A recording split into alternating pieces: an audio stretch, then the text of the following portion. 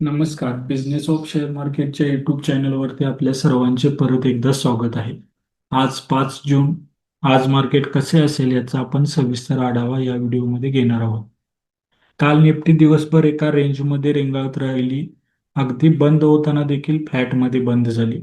आज ग्लोबल मार्केटमधून आपले मार्केट देखील फ्लॅटमध्ये ओपन होण्याचे संकेत मिळत आहेत. निफ्टीसाठी वरील बाजूस 23,500 ही लेवल ब्रेक करून काही काळ थांबल्यानंतर निफ्टीची वाटचाल 23,600 ते 23,700 कडे होऊ शकते. तर खालील बाजूस 23,300 हा महत्वाचा सपोर्ट ब्रेक करून निफ्टी जर काही काळ थांबली तर निफ्टीची वाटचाल 23,200 ते 23,150 कडे होऊ शकते.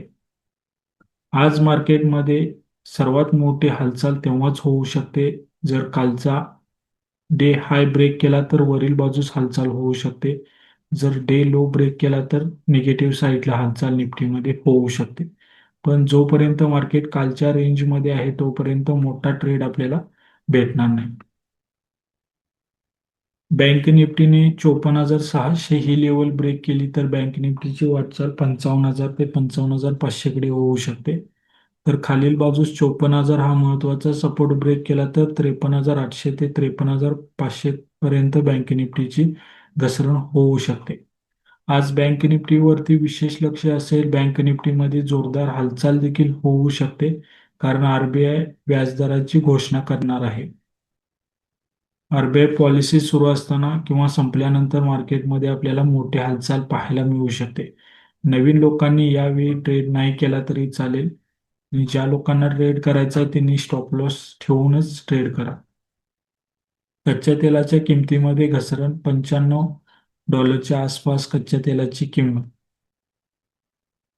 इस्रायल लिबनान यांच्यामध्ये जो काल सीज फायर झाला होता तो 24 तासाच्या आतमध्ये सुटलेला आपल्याला पाहायला मिळाला आणि हिझबुल्लाने देखील अमेरिकेचे प्रस्ताव नाकारल्याची बातमी मार्केटमध्ये येत आहे. त्यामुळे जिओ पॉलिटिक्सचा दबाव वाढतो का, पाहणं देखील खूप महत्वाचं असेल. काल डोनाल्ड ट्रम्प यांनी परत एकदा नरेंद्र मोदी यांचे कौतुक केलेले आहे आणि लवकरच भारत अमेरिका मोठी ट्रेड डील पूर्ण होईल याची देखील घोषणा दोन्ही देशाकडून करण्यात आलेली आहे. ही एक मार्केटसाठी पॉझिटिव्ह गोष्ट म्हणावी लागेल. आज 10 वाजता आरबीआय व्याजदर जाहीर करेल. बिझनेस ऑफ शेअर मार्केटचा अंदाज आहे की व्याजदरामध्ये कोणताही बदल होणार नाही.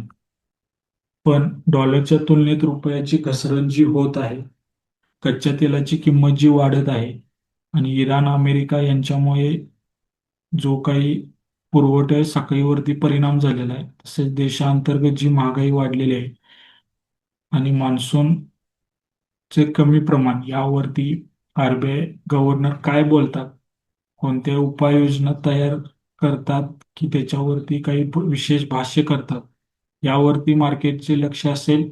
आणि यावरती सकारात्मक गोष्टी घडल्या तर नक्कीच मार्केटमध्ये शानदार रॅली आपल्याला पाहायला मिळू शकते.